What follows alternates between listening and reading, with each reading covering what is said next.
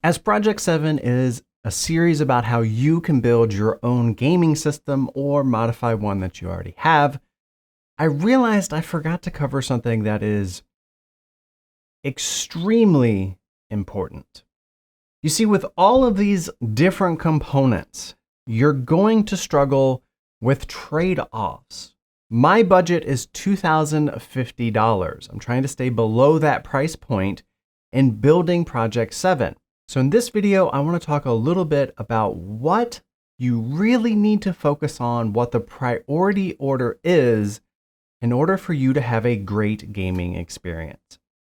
If you enjoy gaming performance content like this, go ahead and click that like button, maybe even consider subscribing.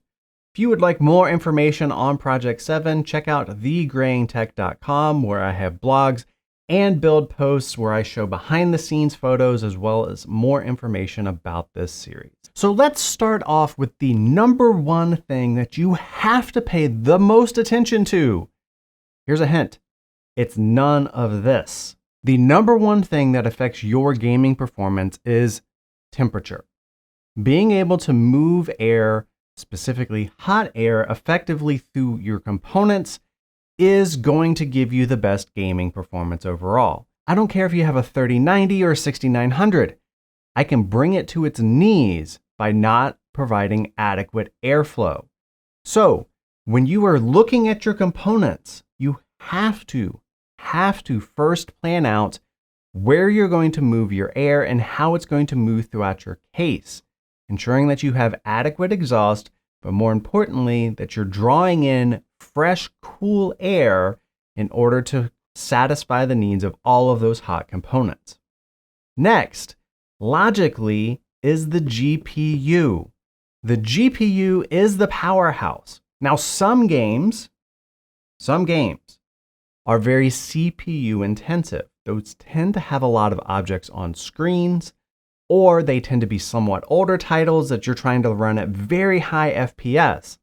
But the majority of the time with a 1440p system like this, the GPU is going to be the bound after temperature, which means we need to focus on trying to get as good of a GPU experience that we can possibly get. That means getting good hardware, getting adequate airflow to it, and this is where we're going to focus our overclocking efforts the most in order to squeeze as much performance as possible. After your GPU comes your RAM kit. Believe it or not, games are becoming increasingly sensitive to fast RAM. All of these components need information and they need it as quick as possible. The RAM is the fastest set of memory in your system. It's faster than your GPU even. So having a fast kit of RAM and providing adequate size and making sure that you don't have conflicts, meaning multiple applications calling on the RAM at the same time, that is going to lead to improved gaming performance as well, which is why the RAM is the third item that you need to consider out of all of this. The fourth item is volts, and these volts come from your power supply. That is why I highly recommend that you get a gold-rated power supply and pay specific attention to the VRMs on your motherboard.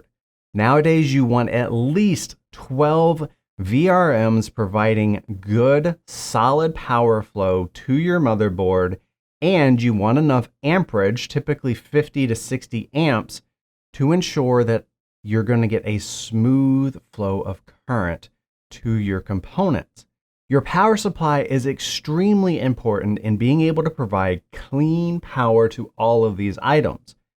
If your VRMs also get too hot, they are also going to slow your performance down, which again is why temperature is number one. If you enjoy gaming performance content, consider clicking that like button, maybe even subscribing. If you're already a subscriber, please visit patreon.com/TheGrayingTech to learn how you can help me pay it forward. After volts, after power supply, then finally comes the CPU. Now this is probably the thing that gets the most attention when it comes to 3D Mark and it comes to a lot of the benchmarks that are out there. You're going to see people obsess over their CPU and their CPU of choice. But this is not where you as a gamer are going to make a lot of gains.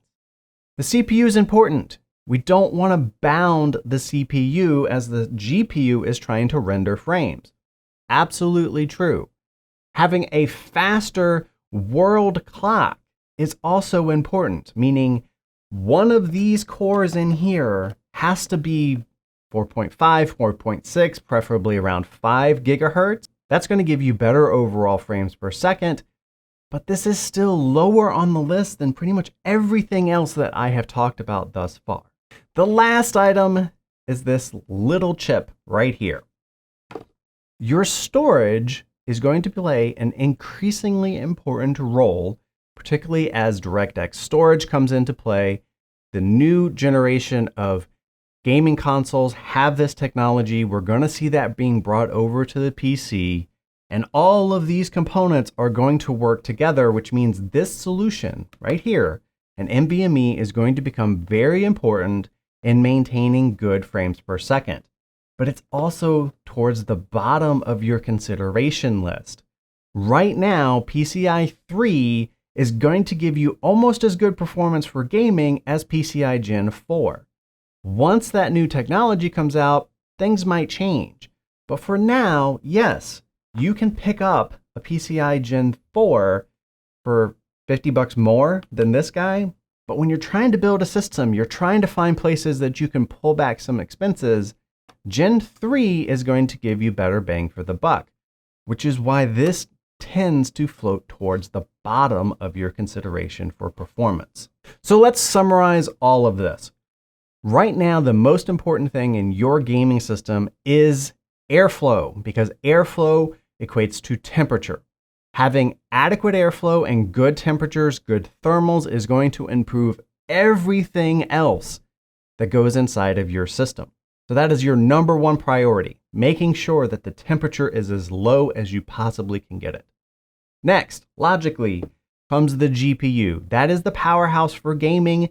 Focus your money, your dollars, your value here as much as you possibly can. After the GPU comes your RAM kit. You want fast RAM. You don't necessarily want a lot of RAM.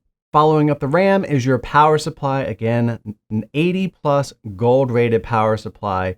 That's going to play very well with your motherboard, and you need at least 12 VRMs in order to overclock things like this CPU and to sustain the overclocking for the RAM itself.